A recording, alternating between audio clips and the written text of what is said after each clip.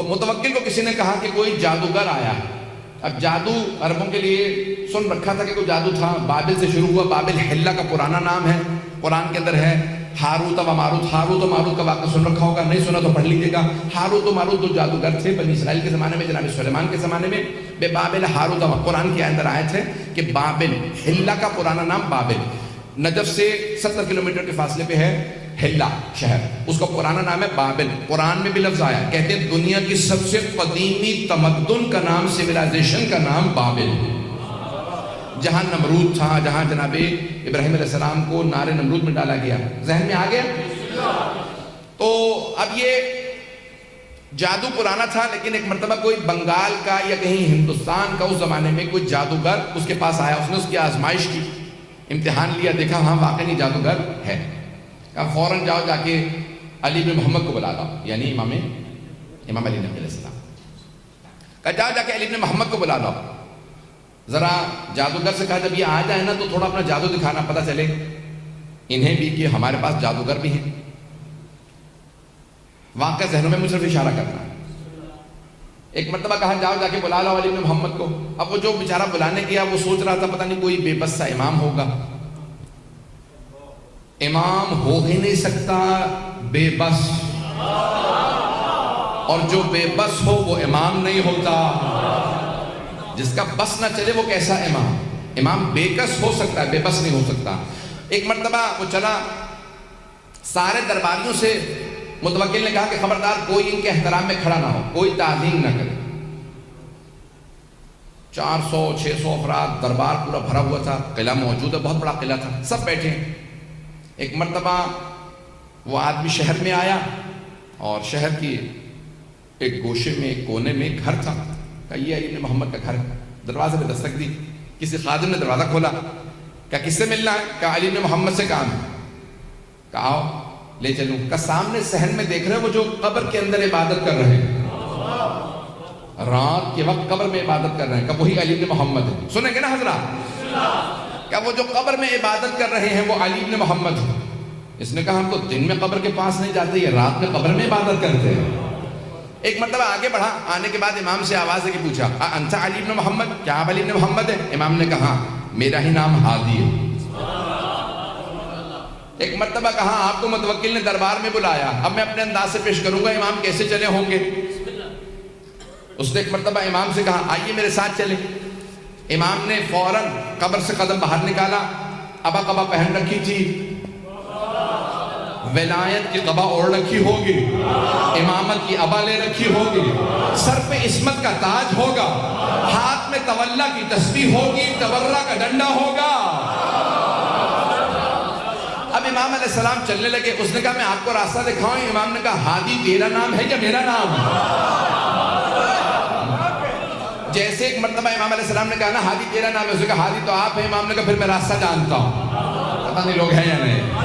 ایک مرتبہ امام نے فرمایا کہا میں پھر راستہ جانتا ہوں, دکھانے کی ضرورت نہیں. جو دنیا کو راستے دکھانے آیا ہو وہ ہادی ہوتا ہے, اور جو خود راستے سیکھنے کا محتاج ہو وہ ہادی نہیں ہوتا.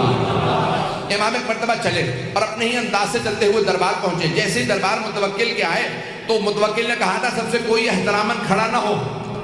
جیسے امام پہنچے آندھی سی چلنے لگی, خود بخود قلعے کا دروازہ کھلنے لگا, پردہ سر پہ سایہ کرنے لگا, اور سارے درباری خود بخود تعظیم میں کھڑے ہو گئے. خود متوکل اپنے تخت پہ کھڑا ہو کے کہہ رہا تھا فرزند رسول تشریف لائیے, یہ آپ ہی کا حق ہے. میرے تو وڈیرے بھی کہہ گئے اگر آپ نہ ہوتے تو ہم ہلاک ہو جاتے.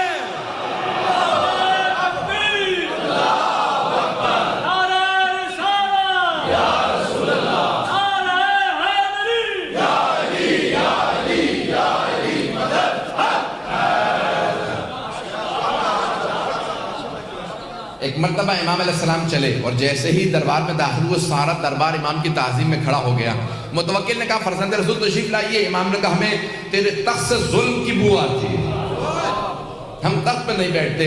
امام کے لیے ایک مرتبہ مسند بچھائی گئی اور ایک سامنے میز نما شیشے کو رکھا اور کہا امام کے لیے کھانا لگا دیا جائے. اس نے جیسے کھانا رکھا فوراً اپنے جادوگر کو آنکھوں سے اشارہ کیا کہ اپنا جادو دکھا. واقعہ ذہنوں میں ہوگا اگر لوگ ہیں یا نہیں ہیں. مجھے تو اشارہ کرنا تھا، جیسے امام نے ہاتھ بڑھایا نا تو روٹی امام کے ہاتھ سے سرک گئی، امام روٹی تھوڑی دور ہو گئی، امام نے کہا جو بھی ہے باز آ جائے۔ عظمت امام علیہ السلام دیکھیے، نام نہیں لیتے، یہ نہیں کہتے میں جانتا ہوں جادوگر، امام نے کہا جو بھی ہے باز آ جائے۔ پھر امام نے دوسری مرتبہ ہاتھ بڑھایا، پھر ایک مرتبہ روٹی سرک گئی، امام نے ایک مرتبہ کہا کیا ان درباروں میں شرفاء کی زبان نہیں سمجھتے لوگ؟ اب تیسری مرتبہ امام نے روٹی کی طرف ہاتھ بڑھایا، ابھی پھر بھی وہ باز نہیں آیا، سارا دربار دیکھ رہا تھا جادوگر اب کیا کرتا ہے۔ جیسے ہی امام نے ہاتھ بڑھایا، جیسے ہی تیسری مرتبہ روٹی ہاتھ سے سرکی، اس دیوار کے اوپر غالیچہ تھا، غالیچے پہ ایک شیر کی تصویر بنی تھی، لیکن جادوگر کو جواب دینا تھا، پتہ نہیں لوگ پہنچ رہے نہیں پہنچ رہے، جادوگر کو جواب دینا مقصود تھا، اسے بتانا تھا تو جادوگر ہے، ہم صاحب اعجاز ہیں۔ امام نے ایک مرتبہ وہ جو دیوار کے اوپر غالیچہ تھا، غالیچے کو دیکھا جس پہ اسد کی شیر کی تصویر بنی تھی، عربی زبان میں شیر کو اسد کہتے ہیں، امام نے شیر کو دیکھ کے عربی میں کہا ایھا الاسد، او شیر تو دیکھ رہا تیرے امام کی توہین ہو رہی ہے۔ ایک مرتبہ سارا بندہ پریشان ہونے لگا، لگ یہ رہا تھا کہ غالیچے پہ جو شیر کیا عکس بنا ہے وہ عکس نہیں رہا، شیر بن رہا ہے۔ وہ شیر بن کے آگے بڑھا، نہ اس نے امام سے پوچھا کہ کسے کھاؤں، ایک مرتبہ جادوگر کی طرف بڑھا، اسے بغیر خون کا قطرہ گرائے پورا نکل گیا، اور پورا نکلنے کے بعد امام کے سامنے آگے کھڑا ہوا، اور ایک مرتبہ فصیح عربی زبان میں کہا فرزند رسول اگر آپ اجازت دیں متوکل کو کھا لو۔ متوکل نے ہاتھوں کو باندھا، کہا فرزند رسول اس سے کہیے واپس چلا جا، یہ دوبارہ عکس بن جائے، امام نے اشارہ کیا واپس چلا جا، کہا وہ میرا جادوگر تو واپس کر دے، وہ بہت قیمتی تھا، میں ہندوستان سے ہند سے لایا تھا، عربی میں ہندوستان کو ہند کہتے ہیں، کہا میں ہند سے لایا تھا، وہ معمولی نہیں تھا، اس شیر سے کہیں میرا ساحر میرا جادوگر واپس کر دے، ساحر عربی میں کہتے ہیں جادوگر کو۔ امام نے کہا جب جناب موسیٰ کا عصا اژدہا بنا تھا، اس نے فرعون کے جادوگروں کی رسیوں کو کھا لیا تھا، لیکن جب جناب موسیٰ نے اٹھایا تو دوبارہ عصا بن گیا، جب عصا بنا تو اس نے جادوگروں کی رسیوں کو اگلا نہیں تھا، اگر جناب موسیٰ کا عصا واپس کر دیتا تو یہ بھی واپس کر دیتا۔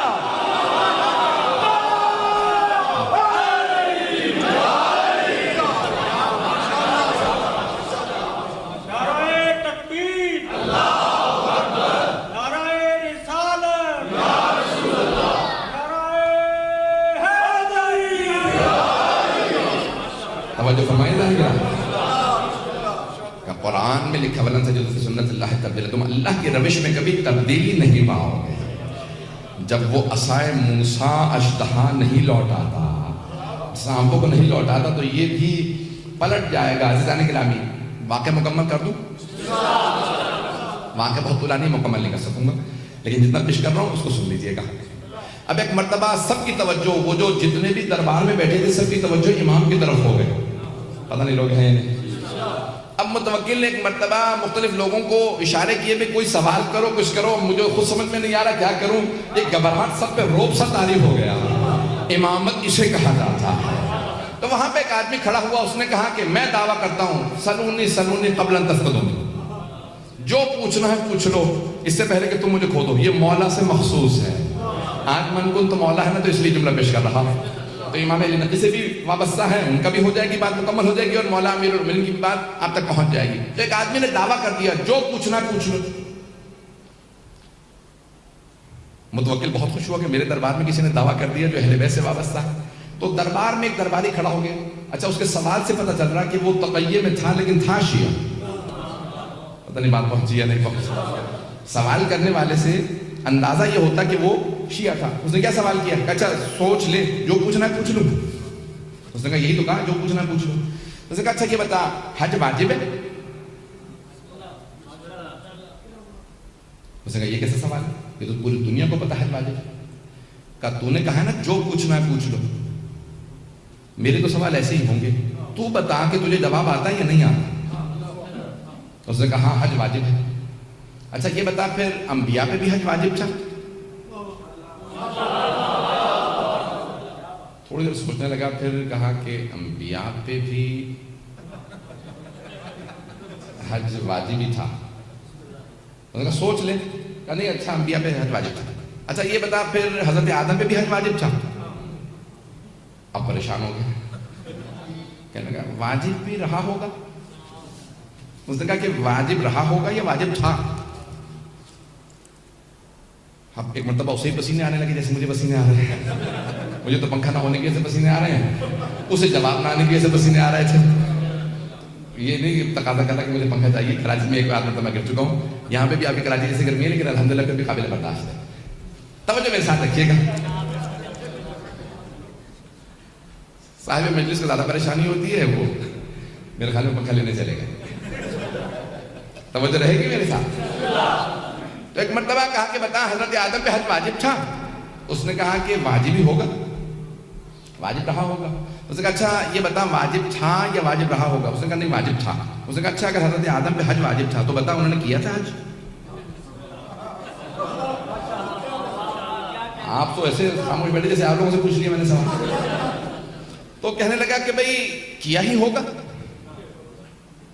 اگر واجب تھا تو انہوں نے کیا ہی ہوگا. کہا بتا انہوں نے حج کیا تھا یا نہیں کیا تھا؟ تو کچھ سوچ کے کہنے لگا حضرت آدم نے حج کیا تھا. اس نے کہا کیا پوچھ لے گا زیادہ سے زیادہ. کہا حضرت آدم نے حج کیا تھا. کہا اچھا یہ بتا اگر حضرت آدم نے حج کیا تھا تو ان کا سر کس نے مونڈا تھا؟ حلق واجب ہے، حج میں سر کا مونڈنا واجب ہے. جناب آدم تھے زمین پہ پہلے بشر. پتہ نہیں آپ تو. کہا اگر انہوں نے حج کیا تھا تو بتا ان کا سر کس نے مونڈا تھا؟ اب بہت پریشان ہوا. کچھ دیر بعد کہہ رہا مجھے نہیں پتا. وہ پوچھنے والا بہت ذہین تھا. اس نے کہا جتنی اونچی آواز سے کہا تھا نا سلونی، اتنی ہی اونچی آواز سے کہے مجھے نہیں پتا، تو جاہل ہے، تجھے کہنا ہی نہیں چاہیے تھا سلونی. ایسا نہیں کہا میرے پاس بھی مجھے ہوا آ رہی ہے، میرے لیے اتنا کافی ہے. ایک مرتبہ اس نے کہا کہ اگر نہیں جانتا تو کہہ تو جاہل ہے. اس نے کہا کہ ہاں میں جاہل ہوں، نہیں جانتا. اب متوکل کو پریشانی ہوئی. کہا میرے دربار میں کوئی ایسا ہے جسے اس سوال کا جواب آتا ہو؟ سارے درباری امام علی نقی کو دیکھنے لگے. جب سب نے امام علی نقی علیہ السلام کو دیکھا، متوکل چہرے پڑھ رہا تھا، اس نے بھی امام کی طرف رخ کیا. کہا فرزند رسول کیا آپ جانتے ہیں؟ مولا نے کہا ہاں میں جانتا ہوں. کہا بتائیے پھر جناب آدم نے حج کیا؟ امام نے کہا ہاں. کہا بتائیے سب سے پہلے جناب آدم ہی نے کعبہ بنایا تھا. اب یہ بہار میں بڑا تفصیلی واقعہ موجود ہے، وقت نہیں ہے. امام نے کہا حضرت آدم نے سب سے پہلے کعبہ بنایا اور اللہ نے کہا آدم آپ کی نسل میں ہاجرہ آئے گی، صفا مروہ کے درمیان چلے گی. یہاں پہ سعی ہے، اس کے بعد حلق ہے. تو کہا حلق کس نے کیا؟ کہا جب حلق کی نوبت آئی تو جناب جبرائیل جنت سے یاقوت لے کے نازل ہوئے. جناب آدم کے سر پہ پھیرتے جاتے تھے، جہاں جہاں پھیرتے جاتے تھے بال گرتے جاتے تھے. جہاں جہاں اس یاقوت کی روشنی گئی اللہ نے سب کو حرم قرار دے دیا.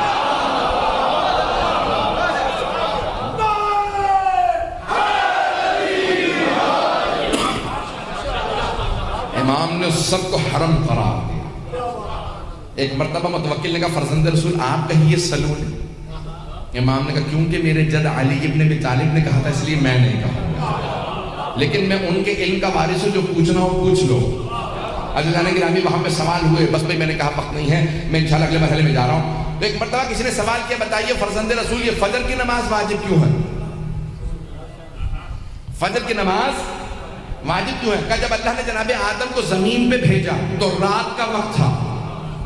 ایک تو جنت کی جدائی، دوسرے اللہ کی ناراضگی، تیسرے جس جگہ پہ آئے وہاں تاریکی ہی تاریکی. تو جناب آدم پوری رات روتے رہے. اچانک جیسے ہی صبح صادق ہوئی، زمین کی مشرقی طرف ایک مرتبہ ایک لکیر سے کھینچی جسے صبح صادق کہتے ہیں. تو جناب آدم سمجھ گئے یہاں پہ روشنی آئے گی. اس روشنی کو دیکھتے ہی صبح صادق کے وقت جناب آدم نے 2 رکعت نماز شکرانہ پڑھی. پروردگارہ تیرا شکر ہے یہاں روشنی آئے گی. اللہ نے کہا آدم تیری پوری نسل میں یہ تیری 2 رکعت نماز میں نے واجب قرار دی. یہ یادگار جناب آدم ہے. یہ جناب آدم کی یادگار ہے کہ دور کا بس اسی طرح سے ظہر اثر مغرب عشاء سب پوچھا، سارے سوالات کرتے رہے، یہاں تک کہ ایک مرتبہ ایک چور کو لے کے آئے اور اس چور سے ایک مرتبہ متوکل نے خود پوچھا کہ واقعی تو چور ہے؟ اس نے کہا ہاں۔ کہا جانتا ہے چوری کی سزا کیا ہے؟ کہا ہاں، ہاتھ کاٹا جائے گا۔ کہا پھر بتاؤ مسلمان کی جتنے بھی وہاں پہ علماء بیٹھے تھے، کہا مسلمانوں بتاؤ ہاتھ کہاں سے کاٹا جائے گا؟ چور آیا تو ایک مسلمانوں کے 4 مذاہب ہیں، چاروں کا الگ الگ فتویٰ ہے، مذاہب اربع، امام ابو حنیفہ کا الگ ہے، امام مالک کا الگ، امام شافعی کا الگ، امام احمد بن حنبل کا الگ۔ سنیں گے؟ اگر کہیں میں چھوڑ کے ختم کر دوں تو اب ایک مرتبہ ایک نے کہا کہ بھئی ہاتھ عرف عام میں ہتھیلی تک ہے اور اس کو کلائی سے کاٹ دیا جائے، بس یہ ہاتھ کاٹنے کا۔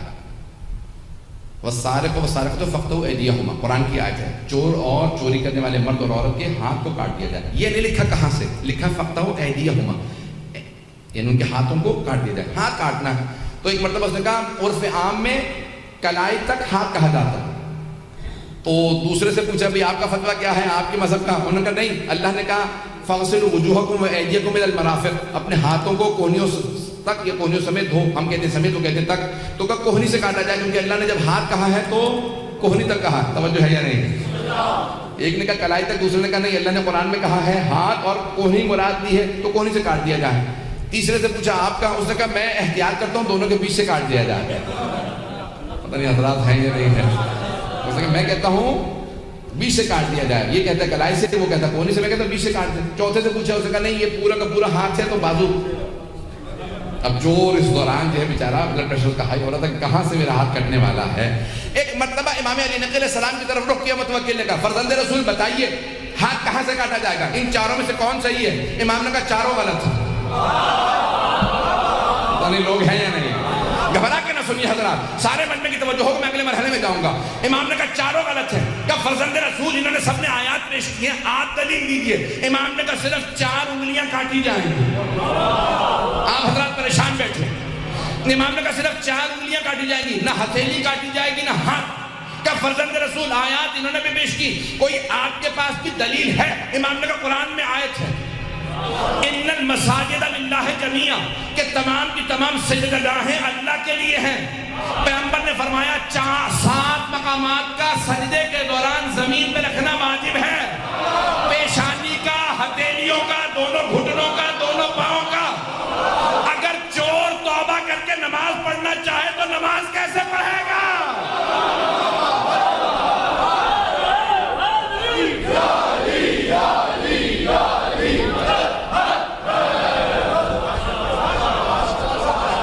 چور توبہ کر لے تو ہاتھ نماز کیسے پڑھے گا اگر ہاتھ کٹا ہوا ہوگا؟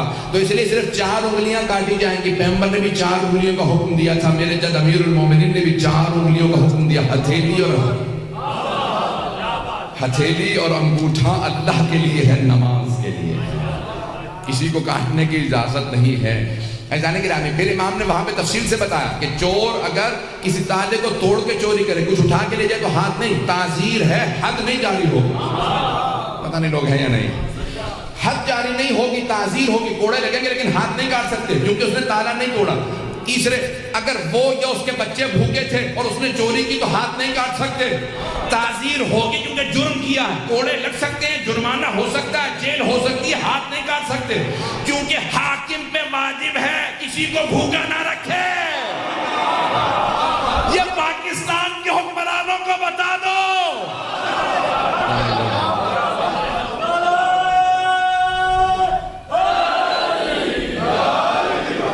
بات بہت رہی ہے، جو کسی کو بھوکے رکھے ہوئے ہوگا وہ خود جواب